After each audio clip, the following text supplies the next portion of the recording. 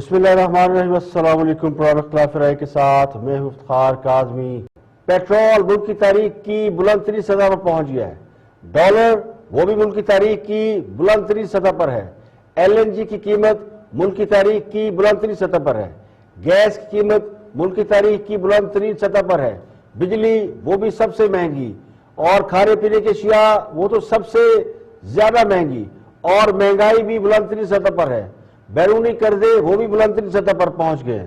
پھر بھی اگر کوئی یہ گلہ کرے، شکوہ کرے کہ اچھے دن نہیں آئے اور ہم کسی بھی کام میں نمبر 1 نہیں ہیں، تو یہ بڑی زیادتی ہے۔ تو کہنے والے کہتے ہیں کہ خان صاحب اگر چاہتے تو پیٹرول صرف 1 روپیہ مہنگا کرتے، مگر انہوں نے 5 روپے فی لیٹر مہنگا کر دیا، کیونکہ خان صاحب کو بھی پتا ہے کہ عوام 5 روپے پر بھی اتنا ہی شور مچائے گی جتنا 1 روپیہ بڑھنے پر مچاتی، کیونکہ اب نہ کوئی ڈی چوک ہے، نہ کوئی قوم کو یہ بتانے والا ہے کہ پیٹرول کی قیمت بڑھے تو وزیر اعظم چور ہوتا ہے۔ حکومت کے حامی پیٹرول کی قیمت بڑھنے پر بڑی مثبت اور پازیٹو خبریں چلا رہے ہیں، اور پیٹرول مہنگا ہونے کے فضائل بتا رہے ہیں۔ ان فضائل میں سے سب سے بڑے فضائل تو یہ ہے کہ گاڑیاں کم چلیں گی تو فضائی آلودگی کم ہوگی۔ ایک اسد عمر ہوا کرتے تھے، وہ کہتے تھے کہ پیٹرول مہنگا ہوتا یا میں وزیر خزانہ ہوتا تو پیٹرول مہنگا ہونے پر استعفیٰ دے دیتا۔ ان سے آج کسی نے پوچھا کہ آپ نے تو کہا تھا کہ آپ پیٹرول مہنگا ہونے پر ریزائن کر دیں گے، لیکن وہ مکر گئے۔ انہوں نے کہا میں نے تو کچھ ایسا کہا ہی نہیں تھا، تو وہ بھی پتلی گلی سے نکل گئے۔ جنوری 2015 اگر کسی کو یاد ہو تو خان صاحب قوم کو بتایا کرتے تھے کہ پیٹرول کی اصل قیمت 58 روپے فی لیٹر ہونی چاہیے، یعنی جب پیٹرول 64 روپے فی لیٹر تھا تو ایک قوم ڈی چوک میں ناچ ناچ کر اسے 41 روپے فی لیٹر کرنے کا مطالبہ کیا کرتی تھی۔ آج اپوزیشن بھی صرف تماشا دیکھ رہی ہے اور دبے لفظوں میں کہہ رہی ہے، بلکہ دلی دل میں کہہ رہی ہے کہ ہور چوپو، یعنی اپوزیشن بھی عوام سے خان صاحب کو ووٹ دینے کا بدلہ لے رہی ہے، کیونکہ ہائیبرڈ نظام حکومت نے عوام کی زندگی کا نظام تباہ کر کے رکھ دیا ہے۔ اپوزیشن اور عوام کی نمائندہ تنظیمیں سب ستو پی کر سو رہی ہیں۔ پچھلے 3 سال اگر آپ اٹھا کر دیکھ لیں تو کون سی ایسی سیاسی جماعت ہے جس نے تاریخی مہنگائی کے خلاف کوئی مظاہرہ کیا ہو، کوئی ہڑتال کی ہو، کوئی دکان بند کی ہو؟ تو ایک ہمارے وزیر اطلاعات صاحب ہیں جن کا اچھی خبروں سے دور دور تک کوئی واسطہ نہیں۔ وہ فرماتے ہیں کہ پاکستان میں تیل کی قیمتیں خطے میں سب سے کم ہیں، لوسٹ ہے۔ 3 سال میں اگر تیل کے کنویں نکل آتے تو تیل کی قیمت کم ہوتی۔ اب چونکہ تیل کے کنویں نکلے نہیں اور تیل ہمیں باہر سے خریدنا ہے تو قیمت تو بڑھے گی۔ تو وہ یہ بھی فرماتے ہیں کہ اصل کامیابی یہ ہے کہ 75% آبادی کی آمدن میں اضافہ ہوا ہے۔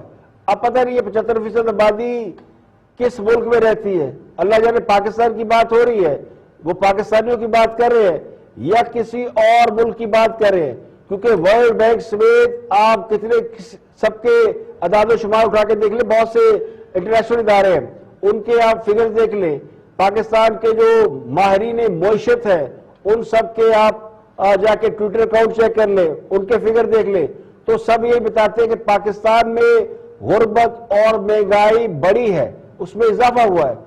لیکن عطا اللہ عیسیٰ ہیلوی کا گانا وہ اب بھی ہٹ ہے، اور سب وزراء ترجمان مل کے یہ گا رہے ہیں کہ اچھے دن آئے ہیں۔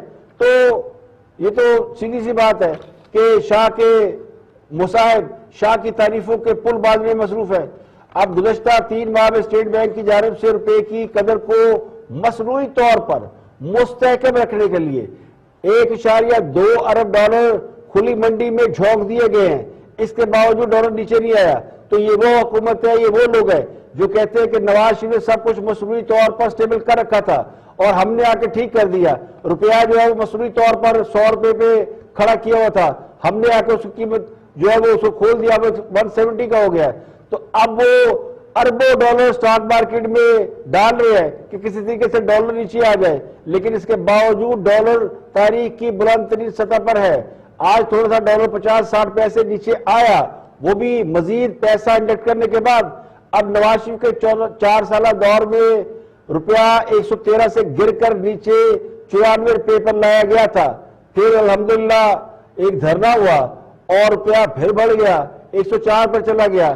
پھر نواز شریف کو جب نااہل کیا گیا تو شاہد خان عباسی کے دور حکومت میں یہ 114 پہ چلا گیا، پھر نگران حکومت آئی تو یہ 123 سے 130 پر چلا گیا، اور جب خان صاحب آئے تھے تو اس وقت ڈالر 123 پر تھا، اب ماشاءاللہ 170 کے آس پاس ہے۔ حالانکہ وزیر اعظم خود ہی فرما رہے ہیں کہ پاکستان میں بجلی جو ہے وہ بہت مہنگی ہو گئی ہے، بلکہ ان کا جملہ ایگزیکٹ یہ تھا کہ بدقسمتی سے پاکستان میں بجلی مہنگی ہے، جس کے جواب میں مریم نواز نے ان پر پھپتی کسی ہے کہ اس بدقسمتی کا نام عمران خان ہے۔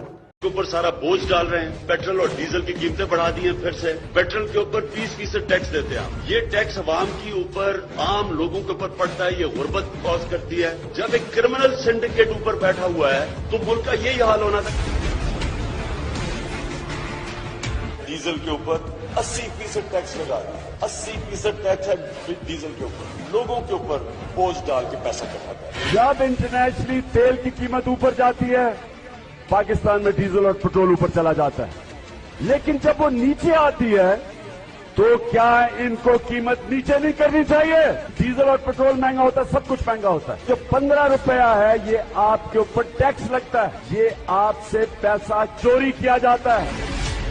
اب خان صاحب نے اسی سال قوم کو خوشخبری دی تھی کہ قوم بڑی خوشحال ہو گئی ہے اور موٹر سائیکلیں بڑی بک رہی ہے۔ اب اگلے سال انشاءاللہ خان صاحب قوم کو خوشخبری دیں گے کہ سائیکل کی صنعت بڑی ترقی کر گئی ہے، کیونکہ پاکستان کی عوام ریکارڈ سائیکلیں خرید رہی ہے، اور یہ اسی طرح ہوگا، پیٹرول مہنگا ہوگا تو پھر لوگ سائیکلیں خریدیں گے، بلکہ شاید سائیکلیں خریدنے کے بھی پیسے نہ ہو تو لوگ جو ہے وہ جو مال بردار جانور ہوتے ہیں، گھوڑے گدھے، ان پر سفر کر لیں گے، ان پر ذرا محنت بھی کم لگتی ہے۔ تو خان صاحب یہ وہی پرائم منسٹر جن کے بارے میں لوگ کہتے تھے، بلکہ وہ خود کہتے تھے، پیٹرول کا ریٹ بڑھنے پر بی چوک میں دھرنا دینا، پورے پاکستان کو بند کرنے کی دھمکیاں، ٹی وی اسٹیشن پر حملے، پارلیمنٹ ہاؤس پر حملہ، سپریم کورٹ کے باہر وہ جو کپڑے لٹکائے تھے، اب میں کیا بولوں کون سے کپڑے لٹکائے گئے تھے۔ پھر قومی اسمبلی میں کھڑے ہو کر خان صاحب روزانہ تقریریں کیا کرتے تھے کہ جب 64 روپے لیٹر پیٹرول جو ہے وہ عوام کو بیچا جاتا ہے تو 20 روپے حکومت اپنی جیب میں ڈالتی ہے، جب ہماری حکومت آئے گی تو ہم 45 روپے فی لیٹر دیں گے۔ تو آج تو خان صاحب کی حکومت ہے تو خان صاحب نے 65 روپے والا پیٹرول جو ہے وہ 125 کا کر دیا ہے، تو عوام کو یہ کہہ دیا کہ گھبرانے کی ضرورت نہیں، سائیکل خرید لے۔ تو یہ ہے وہ تبدیلی جس کے لیے عوام جو ہے وہ خوار ہوتی رہی اور اتنا عرصہ جو ہے وہ کیا کہتے ہیں وہ احتجاج کرتی رہی۔ حکومت خود سمجھتی ہے کہ بہت مہنگائی ہو گئی ہے تو اب اس کا مقابلہ جو ہے وہ کرنا چاہیے، تو اس کے لیے اس کا مقابلہ اب نغموں سے اور ترانوں سے کیا جائے گا۔ جب عوام کسی مارکیٹ سے، کریانہ سٹور سے، کسی سپر سٹور سے کوئی چیز خریدنے جائیں گے، مہنگی چینی خریدیں گے، آٹا ان کو مہنگا لگے گا، چاول باسمتی گھی وہ تو ہے ہی مہنگے، تو زیادہ قیمت ادا کرنے کے بعد جب عوام گھبرانے لگے گی تو آپ کو پاکستان کے مشہور گلوکار قمیض تیری کالی والے جنہوں نے یہ گانا ابھی سنایا ہمیں کچھ دن پہلے کہ اچھے دن آئے ہیں، وہ سنایا جائے گا۔ تو آپ اچھے دن آئے ہیں والا گانا سنیں، اچھے دن آئیں گے والا گانا پرانا ہو گیا۔ اسی طرح میڈیکل سٹور پر جب مہنگی ادویات خریدیں گے تو گھبرانے سے پہلے یہ گانا سنایا جائے گا، اچھے دن آئیں گے۔ تو یہ تحریک انصاف کا ایک ٹریڈ مارک جو ہے ترانہ بننے والا ہے، آئندہ آنے والے دنوں میں اس کی پاپولیرٹی عروج پر پہنچے گی، کیونکہ 70 روپے والا پیٹرول آپ کو جب 123 کا ملنا ہے تو پھر اس کے گھبراہٹ تو ہونی ہے۔ تو اس کے لیے پیٹرول پمپ پر بھی اس بات کا انتظام کیا جا رہا ہے کہ پیٹرول پمپ والے آپ کو یہ گانا مفت سنائیں، اچھے دن آئے ہیں۔ اس کے علاوہ بجلی گیس کے بڑے بڑے بل یہ ادا کرتے وقت بھی آپ کو اس نغمے سے مستفید کرایا جائے گا۔ تو یہ ایک ترکیب نکال لی ہے انہوں نے، اور پچھلے دنوں ہم نے دیکھا جب خاص صاحب کی تقریب میں بیٹھے تھے 3 سالہ کارکردگی بتا رہے تھے، اور پوری قوم ہمتن گوش تھی کہ شاید کوئی ایسا خاص صاحب اپنا کارنامہ بتائیں گے جس سے قوم کو تسلی ملے گی کہ واقعی کچھ ان کے لیے کیا گیا ہے۔ تو عین اس لمحے عطا اللہ عیسیٰ ہیلوی صاحب نمودار ہوئے اور انہوں نے آگے کہا کہ جناب اچھے دن آ گئے ہیں۔ تو انہوں نے آگے قوم کو بتایا کہ اچھے دن آ گئے ہیں، ورنہ پوری حکومت مل کے ہمیں نہیں سمجھا سکی تھی کہ اچھے دن آئے ہیں۔ تو عطا اللہ عیسیٰ ہیلوی کا یہ ترانہ جو ہے وہ ہو سکتا ہے کہ حکمران جماعت کا آئندہ قومی ترانہ بن جائے کہ اچھے دن آئے ہیں. اور ظاہر ہے جو حکومت 3 سال گزار چکی ہے اور اگلے 2 سال گزارنے کا ارادہ رکھتی ہے اور الیکشن کمپین میں عوام کے سامنے جائے گی تو جب جا کے وہ گانا گائیں گے کہ اچھے دن آئے ہیں تو اس کا فیصلہ تو وہاں ہونا کہ اچھے دن آئے ہیں یا اچھے دن چلے گئے. تو یہ ترانہ جو ہے اس سے انشاءاللہ یہ 2 طرح کے کام کرے گا. ایک تو عوام گھبرائیں گے نہیں اور دوسرا مزید جو چیزیں مہنگی ہونی ہیں وہ آسانی سے کی جا سکیں گی.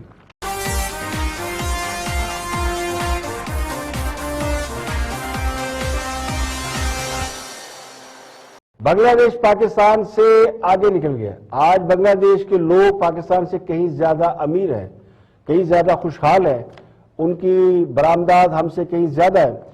تو اتنے سالوں بعد یہ سوچنے کا مقام ہے کہ بنگلہ دیش آخر ہم سے آگے کیوں نکل گیا.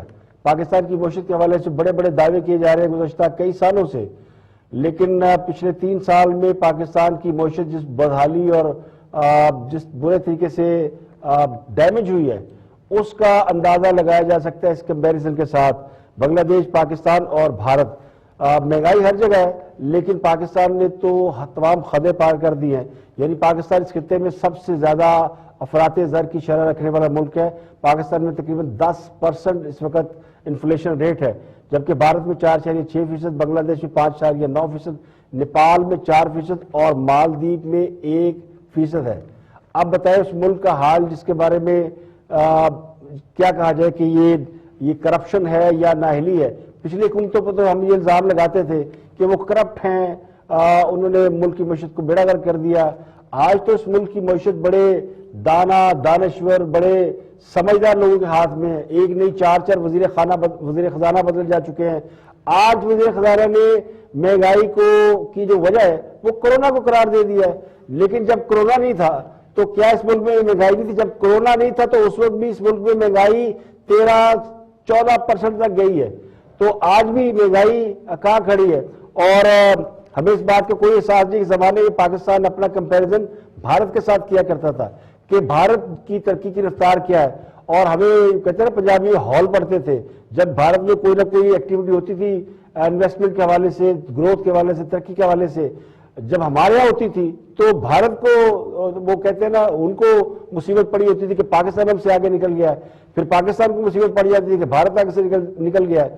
یہ دونوں ملک ایک دوسرے کے ساتھ ریس میں لگے رہے اور ریس میں آگے نکل گیا بنگلہ دیش. یہ ہوتا ہے وہ کہتے ہیں نا کہ 2 ہاتھیوں کی لڑائی میں تیسرا بندہ جو ہے وہ فائدہ اٹھا. ویسے تو گھاس کچلی جاتی ہے لیکن یہاں تیسرا فائدہ اٹھا گیا بنگلہ دیش. بنگلہ دیش کی جو اکانومی ہے وہ پہلے سے زیادہ گرو کر گئی ہے. اب کوئی اگر دل جلا یہ کہہ دے کہ جی وہاں چونکہ کسی کو شوق نہیں ہے کرپشن کے نام پہ احتساب کا, کسی کو اس بات کا شوق نہیں ہے کہ وہ سیاستدانوں کو پکڑے جیلوں میں ڈالے ان کو پھانسیاں دے اس بات پر کہ اس ملک کے حکمران رہے ہیں یا انہوں نے اس ملک کو ترقی دی ہے, کسی کو اس بات کا شوق نہیں ہے کہ وہ تمام اپوزیشن رہنما کو جیل میں ڈالے اور پوری دنیا کو بتائے کہ ہمارے یہاں بہت کرپشن ہوتی ہے, ہمارے یہاں بہت خرابی ہے, ہمارے یہاں نہیں. تو پھر انویسٹر کیسے آئے گا؟ جو ملک اس طرح کی اپنی معیشت کی, اپنے اکانومی کی, اپنے ملک کی تصویر پیش کرتے ہیں تو پھر وہاں انویسٹر نہیں آیا کرتے. تو یہ حال ہے. پچھلے 3 سال میں آپ کچھ بھی کر لیں, آپ کی ریمیٹنس بڑھ گئی. تو ریمیٹنس بڑھنے کی وجوہات کچھ اور ہیں. وہ وجوہات بھی ظاہر ہے شاہد خاندان نے بتا دی, سارے اکانومسٹ بتا رہے ہیں, میں بھی بتا دیتا ہوں کہ پاکستان کے اندر جو ریمیٹنس یا زر مبادلہ بڑھ رہا ہے اس کی بنیادی وجہ کیا ہے. اس کی بنیادی وجہ یہ کہ ہنڈی, حوالہ, کورونا کی وجہ سے یہ سارا معاملہ ٹھپ ہو گیا. اب پیسے بھیجنے پڑ رہے ہیں بینکنگ چینل سے. اس سے پہلے پاکستان میں ہنڈی اور حوالہ بہت تیزی سے ایکٹیو تھا. اب بھارت نے چونکہ ہنڈی اور حوالہ پہ بہت کنٹرول کیا ہوا ہے تو بھارت کے ریمیٹنس آپ دیکھ لیں کہ اس کورونا کے دوران بڑے نہیں ہیں. بنگلہ دیش کے ہم سے بھی زیادہ بڑھ گئے ہیں کیونکہ وہاں بھی ہنڈی اور حوالہ کا رولا تھا. اب ان تمام ملکوں میں کورونا کی وجہ سے بینکنگ چینل سے پیسہ آ رہا ہے. اب ہنڈی حوالہ والے ہو گئے غائب. اب نہیں آپ کو ملتے کہ آپ کو کسی باہر سے کوئی پیسہ ہنڈی حوالہ سے بہت کم ملتے ہیں. تو اس کی وجہ سے بینکنگ چینل میں کے ذریعے پیسہ آ رہا ہے اور آپ کے ریمیٹنس بڑھ رہے ہیں. تو ریمیٹنس تو بڑھ گئے آپ کے, لیکن جو آپ کی امپورٹ اور باقی ایکسپورٹ اور یہ سارے معاملات تھے وہ کہیں بہت دور رہ گئے. پاکستان کی معیشت کو کے حوالے سے جو بھی لوگ جو ہے وہ پہلے کنسرن شو کیا کرتے تھے آج ان کو پھر سے ریئل کنسرن کی ضرورت ہے. اب ہے پاکستان کی معیشت اصل میں خراب ہوئی, پہلے نہیں خراب ہوئی تھی, پہلے پکچر خراب تھی. آپ پکچر خراب کر کے لوگوں کی جو سیاسی جو ان کا قد کاٹ تھا اس کو کم کرنے کی کوشش کر رہے تھے. اب معاملہ دوسرا ہے, اب ہے گراؤنڈ ریئلٹی. اب یہ کہ آپ پاکستان اور بھارت کو تو چلے ہم کنسیڈر نہیں کرتے, ان کی وہ اکانومی کے اندر اتنی جان ہے کہ وہ کسی وقت بھی باؤنس بیک کر سکتی ہے, لیکن بنگلہ دیش نے جس طریقے سے ترقی کی ہے وہ ایک قابل رشک بات ہے, مثال ہے, اس کو فالو کرنا چاہیے, اس کو پھینکنا نہیں چاہیے. پاکستان کے اندر اس سے کہیں زیادہ پوٹینشل ہے. میرا اپنا موقف یہ کہ اگر ہم پاکستان چاہتا ہے, بلکہ خان صاحب کے حوالے سے شروع سے میں کہتا ہوں کہ خان صاحب اگر صرف ایک کام نہ کرتے, یعنی اپنی زبان کو بلا وجہ نہ کھولتے, بلا وجہ بیان بازی نہ کرتے, کیونکہ جو حکمران ہوتا ہے, جو پرائم منسٹر ہوتا ہے, جو ہیڈ آف اسٹیٹ ہوتا ہے, اس کا بولا کہا سنا میٹر کرتا ہے. وہ ملک کی اکانومی پہ میٹر کرتا ہے, ملک کے حالات پہ میٹر کرتا ہے, اس کے سٹرکچر پہ میٹر کرتا ہے. تو بدقسمتی سے ہوا یہ کہ جب خان صاحب آئے تو خان صاحب نے اتنا شور ڈالا, ڈرے ہوئے تھے کیونکہ مد مقابل بڑی بڑی جماعتیں تھیں جو اپوزیشن میں بیٹھ گئی, تو خان صاحب نے اتنا شور مچایا کہ پاکستان کی اکانومی جو ہے وہ بالکل ہاتھ سے نکل گئی. اب پھر سے ایک دوڑ لگی ہوئی ہے, ظاہر ہے اس سے زیادہ نیچے جا نہیں سکتی تھی, تو اب اس کو باؤنس بیک کرنا ہے. مائنس گروتھ ریٹ سے ہم اب اوپر آ رہے ہیں, تو آنا ہی آنا ہے, اس سے زیادہ اکانومی بیٹھ نہیں سکتی. 22 کروڑ عوام کا ملک ہے, تو اس کے اندر پوٹینشیل اپنا اتنا ہے کہ یہ باؤنس بیک کر سکتی ہے.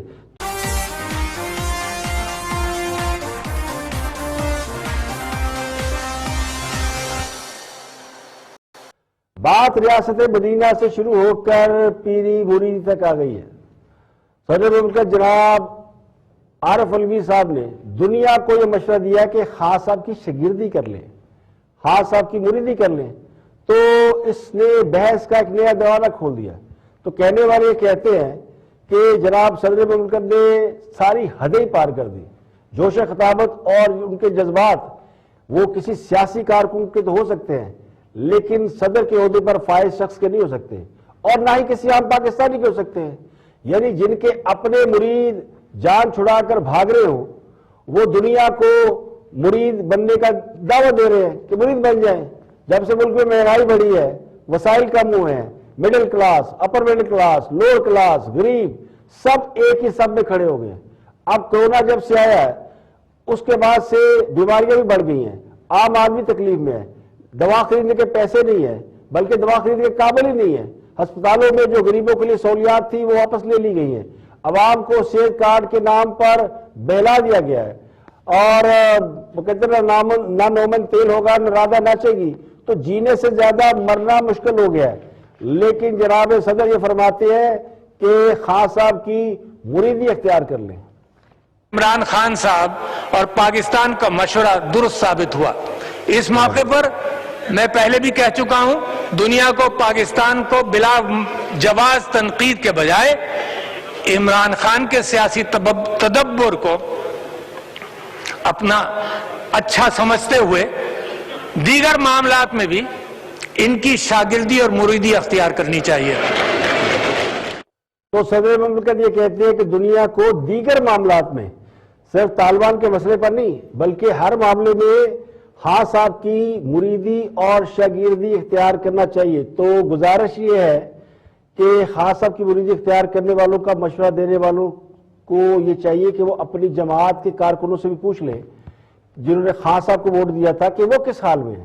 کیا وہ خان صاحب کی مریدی اختیار کر چکے ہیں یا اس سے بری عزبہ ہو چکے ہیں. اب کل تک پوری حکومت یہ شور مچا رہی تھی کہ امریکہ کے صدر جو بائیڈن ان کی کال نہیں لیتے یا انہیں کال نہیں کرتے. انہیں آج یہ مشورہ دیا جا رہا ہے کہ کال چھوڑے, جناب خان صاحب کی شاگردی اختیار کر لیں. اب جن کامیابیوں کا خان صاحب کو کریڈٹ دیا جا رہا ہے یا ان کے گلے میں کامیابی کے ہاتھ ڈالے جا رہے ہیں, یہ کامیابیاں کس کی ہیں یہ سب کو پتا ہے. اور جن کی یہ کامیابیاں ہیں وہ تو بیچارے عوام کے کوسنے سن رہے ہیں. لوگ خان صاحب کو کم اور انہیں زیادہ دعائیں دے رہے ہیں. اب یہ کنٹونمنٹ کے اندر رہنے والے اور باہر رہنے والے وہ سب کے لیے مہنگائی ایک ہی ہے.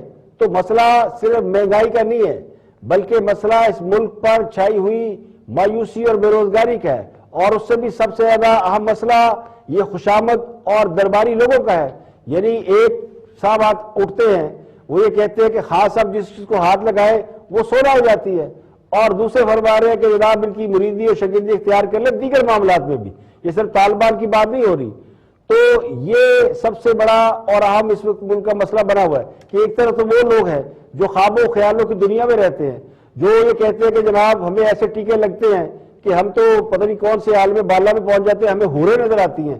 تو یہ سہولت تو عام آدمی کو میسر نہیں، عام آدمی کو تو کورونا کے ٹیکے لگ رہے ہیں، اور جو کورونا کا ٹیکہ نہیں لگاتا اس کو مہنگائی کے ٹیکے لگ رہے ہیں۔ تو ٹیکے تو عوام کو لگ رہے ہیں، جن کو ٹیکے نہیں لگ رہے وہ یہ کہہ رہے ہیں وہ پیری مریدی کر رہے ہیں۔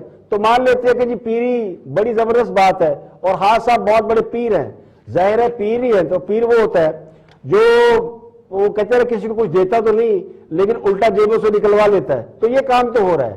اب جس ملک میں بےروزگاری، مہنگائی اور یہ سب کچھ ہو، پڑھے لکھے لوگ ٹھیلے لگا رہے ہوں، موٹر سائیکل رکشے چلا رہے ہوں اور مارکیٹ میں جابز نہیں ہیں، تو کہنا پڑے گا کہ واقعی یہ اس ملک کا حال یہ ہے کہ خان صاحب کی کرامت سے یا پیر صاحب کی کرامت سے ملک تو چل رہا ہے لیکن باقی سب کچھ ٹھپ پڑا ہے۔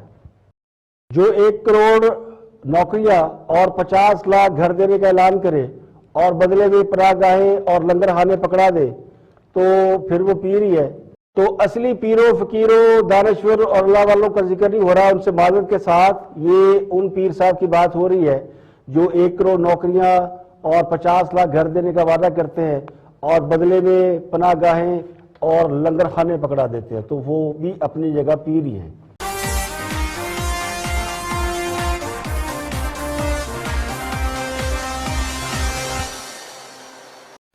الیکشن کمیشن اور چیف الیکشن کمیشن پر الزام تراشی کرنے کے الزام میں الیکشن کمیشن نے وفاقی وزیر فواد چودھری اور اعظم سواتی کو نوٹس جاری کرنے کا فیصلہ کر لیا ہے۔ یہ دونوں وزراء ہیں جنہوں نے الیکشن کمیشن پر ای وی ایم یعنی الیکٹرانک ووٹنگ مشین کے حوالے سے شدید تنقید کی تھی، اور صرف تنقید نہیں کی تھی بلکہ الیکشن کمیشن پر رشوت لینے کا الزام بھی عائد کیا تھا۔ تو الیکشن کمیشن نے اعظم سواتی سے الیکشن کمیشن پر رشوت لینے کے الزام کا ثبوت مانگ لیا ہے۔ الیکشن کمیشن نے حکومت کے یعنی وفاقی وزراء کی جانب سے ای وی ایم کے حوالے سے الیکشن کمیشن پر تنقید کے بعد سخت رد عمل دینے کا فیصلہ کیا ہے، بلکہ رد عمل آ چکا ہے۔ وفاقی وزراء کی جانب سے الیکشن کمیشن پر جتنے بھی الزامات لگائے گئے تھے وہ تمام الزامات الیکشن کمیشن نے یکسر مسترد کر دیے ہیں، لیکن چونکہ کچھ وزراء نے باقاعدہ پریس کانفرنس کر کے الیکشن کمیشن کو سخت تنقید کا نشانہ بنایا اور چیف الیکشن کمیشن کو سیاسی آدمی قرار دیتے ہوئے یہ مطالبہ کیا تھا کہ وہ ریزائن دے کر الیکشن لڑ لیں، تو ان 2 وفاقی وزراء کو نوٹس جاری کیے جا رہے ہیں، جس کے بعد قانونی ماہرین کا یہ کہنا ہے کہ ان کا جواب آنے کے بعد اس پر کارروائی کی جا سکتی ہے اور الیکشن کمیشن دونوں وفاقی وزراء کو نااہل قرار دے سکتا ہے۔ تو یہ ہے ایک بڑی خطرناک بات۔ کنٹونمنٹ الیکشن میں مسلم لیگ نون کی کامیابی نے خان صاحب کو خاصا پریشان کیا ہوا ہے۔ تو کنٹونمنٹ الیکشن میں پی ٹی آئی کی کامیابی سے زیادہ خان صاحب کو پریشانی مسلم لیگ نون کی کامیابی سے ہے۔ ایک پریشانی وہ ہے اور دوسری پریشانی اب یہ الیکشن کمیشن کے ساتھ لڑائی کے حوالے سے آ گئی ہے، چونکہ فیڈرل گورنمنٹ کی جانب سے الیکشن کمیشن پر جو الزامات لگائے گئے ہیں وہ اس سے پہلے الیکشن کمیشن پر الزامات نہیں لگائے جاتے تھے۔ الیکشن کمیشن ایک ریاستی ادارہ ہے جس کا کام الیکشن کرانا ہے۔ الیکشن کمیشن پر رشوت لینے کا الزام پہلی بار کسی فیڈرل لیول کے وزیر نے لگایا، اور صرف الزام نہیں لگایا بلکہ الیکشن کمیشن کو باقاعدہ معطون کیا، یہ کہا کہ وہ جہنم میں جائیں، اور یہ بھی کہا کہ ایسے الیکشن کمیشن کو آگ لگا دینی چاہیے۔ یہ سارا ری ایکشن اس وقت آیا جب الیکشن کمیشن نے حکومت کی بنائی ہوئی الیکٹرانک ووٹنگ مشین کا معائنہ کرنے کے بعد، باقاعدہ حکومت کی جانب سے بریفنگ دیے جانے کے بعد اس کے اوپر ویلڈ قسم کے 37 اعتراضات اٹھائے۔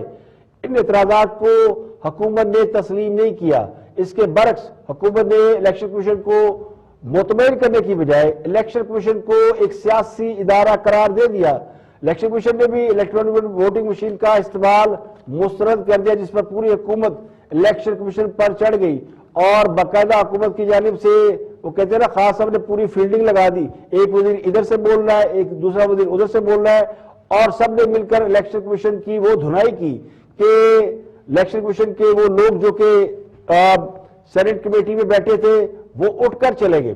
تو الیکشن کمیشن پر رشوت لینے، گٹھ جوڑ کرنے اور ان کے سیاسی ہونے کے حوالے سے بہت سنگین الزامات عائد کیے گئے تھے، جس پر الیکشن کمیشن کا ایک اہم اجلاس الیکشن کمیشنر سکندر سلطان راجہ کی سربراہی میں ہوا۔ اس میں تمام الیکشن کمیشن کے اراکین اور جو ریلیونٹ لوگ تھے وہ سب نے اس میں شرکت کی۔ اجلاس کے دوران ایوان صدر اور قائمہ کمیٹی کے اجلاس میں جو کچھ ہوا اس پر ڈیٹیل بات کی گئی۔ قائمہ کمیٹی کے اجلاس میں جس طرح الیکشن کمیشن کے لوگوں کے اوپر ریئیکٹ کیا گیا، اس پر الیکشن کمیشن حکام نے سخت برہمی کا اظہار کیا اور یہ کہا کہ الیکشن کمیشن آئینی ادارہ ہے، اس پر الزامات بے بنیاد اور ناقابل قبول ہیں۔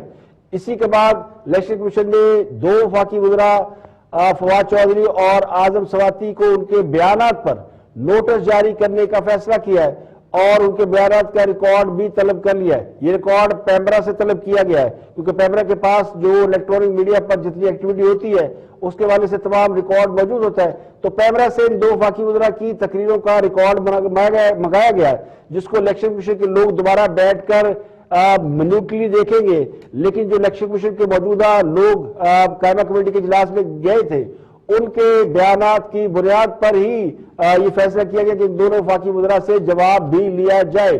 10 ستمبر کو وزیر ریلوے اعظم سواتی سینٹ کی قائمہ کمیٹی برائے پارلیمانی امور کے اجلاس میں الیکٹرانک ووٹنگ مشین کے معاملے پر الیکشن کمیشن پر برس پڑے تھے، جس میں انہوں نے کہا تھا کہ الیکشن کمیشن نے پیسے پکڑے ہوئے اور الیکشن کمیشن ملک کی جمہوریت کو تباہ کرنے کا باعث ہے، آپ جہنم میں جائیں، ایسے اداروں کو آگ لگا دینی چاہیے۔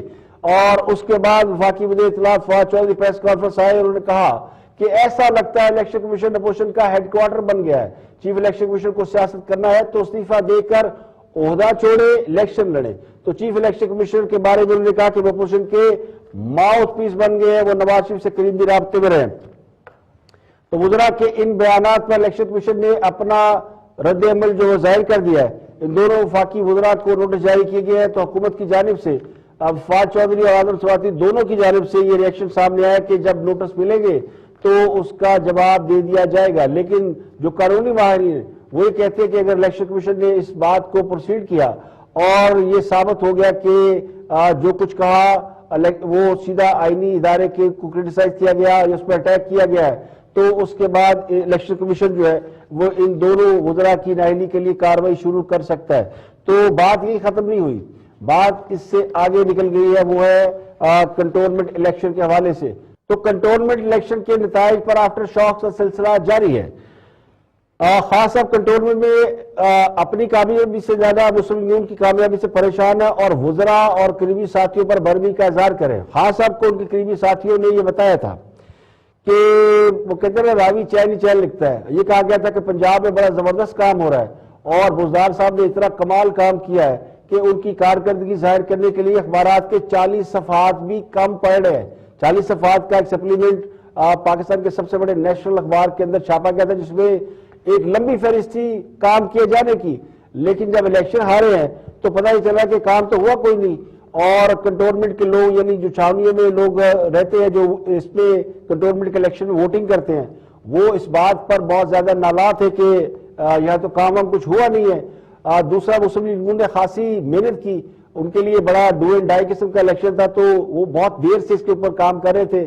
تو نواز شریف اس پر بڑے مطمئن ہوئے۔ نواز شریف نے کل ایک سٹیٹمنٹ جاری کیا الیکشن کے بعد فوری بعد، اور انہوں نے کہا کہ وہ بڑے سیٹسفائیڈ ہیں کہ عوام نے جو ہے انہیں مسترد کر دیا۔ نواز شریف نے 2-3 مزیدار باتیں بھی کی اس سٹیٹمنٹ میں جب ان لوگوں سے ملے، تو انہوں نے کہا کہ میں ان لوگوں کی تلاش میں ہوں، بلکہ ان لوگوں کو سامنے آنا چاہیے جو اس شدید مہنگائی اور بے روزگاری کے دور میں اور بدحالی کے دور میں بھی پی ٹی آئی کو ووٹ ڈال رہے ہیں، کیونکہ ان کو دیکھنا چاہتے ہیں کہ کون لوگ ہیں جو اس مہنگائی کو برداشت کر رہے ہیں۔ پی ٹی آئی مجموعی طور پر پاکستان کے اندر لیڈ کیے ہوئے ہے اور بقول حکمران جماعت کے انہوں نے پچھلے الیکشن سے زیادہ سیٹیں حاصل کی ہیں، لیکن یہ بات آن ریکارڈ ہے کہ کنٹونمنٹ کے الیکشن عموماً حکومت ہی جیتتی ہے، لیکن جو اپوزیشن ہوتی ہے اس کو اتنی کامیابی نہیں ملتی جتنی مسلم لیگ نون کو ملی ہے، خاص کر پنجاب کے بڑے بڑے شہر اور پشاور بھی۔ تو خاص سب کو یہ بتایا گیا تھا کہ یہ وہ شہر ہے جہاں پہ ہم کلین سویپ کر دیں گے اور پی ٹی آئی بڑے پیمانے پر جو ہے کامیابی حاصل کرے گی، اور اس کو فورسی کرنے کے بعد یعنی ان الیکشن کے بعد حکومت نے بلدیاتی الیکشن میں جانا ہے۔ تو توقع یہ کی جا رہی تھی کہ جب اس الیکشن کے رزلٹ آئیں گے تو کامیابی ملے گی اور ہوا بنے گی اور سبھا کے بعد فوری بلدیاتی الیکشن میں جائیں گے اور جو ہے میدان فتح کر لیں گے. تو وزیر اعظم عمران خان نے اب کنٹونمنٹ بورڈ کے انتخابات کے نتائج کی تجزیاتی رپورٹ تیار کرانے کا فیصلہ کیا. یہ کہا کہ ہمیں انالیسس کر کے بتائیں. کل خود پرائم منسٹر لاہور میں ہوں گے اور وہ ملیں گے لوگوں سے، پوچھیں گے جناب ہویا کی. انہوں نے تو گورنر ہاؤس میں بیٹھ کے امیدواروں کے انٹرویو لیے تھے اور اپنی مرضی کے امیدوار ڈی ایچ اے اور ان علاقوں میں جہاں جہاں سے کنٹونمنٹ کے جہاں جہاں ایریا ہے، کینٹ، والٹن، یہاں کے امیدواروں کو خود خاص نے بیٹھ کے فائنلائز کیا اور یہ خیال تھا کہ جناب یہ سب لوگ الیکشن جیتیں گے. اب لاہور، راولپنڈی، ملتان اور پشاور یہ وہ بڑے بڑے شہر ہیں جہاں سے وہ کہتے ہیں نا بولو رام ہو گیا. تو ان شہروں کی رپورٹ تیار کرنے کا حکم دیا ہے. ذرا یہ بھی کہتے ہیں کہ اب انہوں نے ایک اور رپورٹ مانگی ہے کہ وہ بتائیں کہ کیا پی ٹی آئی جو ہے وہ دیہی اور شہری علاقوں میں ہمارا ووٹ بینک بڑا ہے یا کم ہوا ہے. ہمیں تو لگ رہا ہے ووٹ بینک بڑا ہے. تو خان صاحب کو اب تھوڑا سا ریئلٹی فیل ہوئی ہے کہ ان کی پوزیشن کیا ہے. وہ ناراض ہے اس بات پر کیونکہ انہیں سب اچھا کی رپورٹ دی گئی تھی، لیکن جب الیکشن ہوا ہے تو رزلٹ یہ ہے. اب ذرا یہ کہتے ہیں کہ بڑے شہروں میں امیدواروں کو چناؤ اور ووٹر کے ساتھ پارٹی قائدین کا رویہ، اس کی بھی رپورٹ مانگی گئی ہے. یعنی خاص صاحب کہہ رہے ہیں کہ ہمیں بتایا کہ امیدواروں کو چناؤ صحیح ہوا کہ نہیں ہوا. تو چناؤ تو خود خان صاحب نے گورنر ہاؤس لاہور میں بیٹھ کے کیا، یہ سب کو پتا ہے. تو اس کے ذمہ دار تو خود خان صاحب ہے اور قائدین کا رویہ وہ تو سب کو پتا کیا ہے. تو اب وزیر اعظم جو ہے وہ بعض شہروں کے پارٹی ذمہ داران سے اس حوالے سے ملاقات بھی کریں گے. اور سب سے زیادہ ناراضگی اس بات پر ہے کہ نون لیگ کو تو جس کے بارے میں وہ کئی عرصے سے پروپیگنڈا کرتے آئے ہیں، بلکہ الزامات لگاتے آئے ہیں.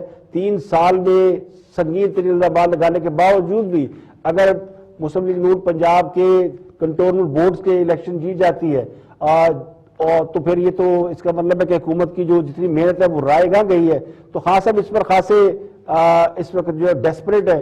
تو لگتا ہی ہے کہ حکومت کے لیے خاصے مشکل دن شروع ہو چکے ہیں، کیونکہ اگلی خبر اور زیادہ خطرناک ہے.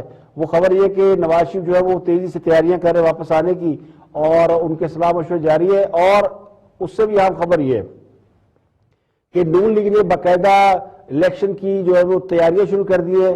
اب وہ اپنے جو پارٹی کے جو ڈویژنل وہ ہیں یعنی ضلعی سطح پر جو لوگ ہیں ان کی تنظیم سازی کر رہے ہیں اور اس کے لیے باقاعدہ میٹنگوں کا آغاز ہو گیا ہے.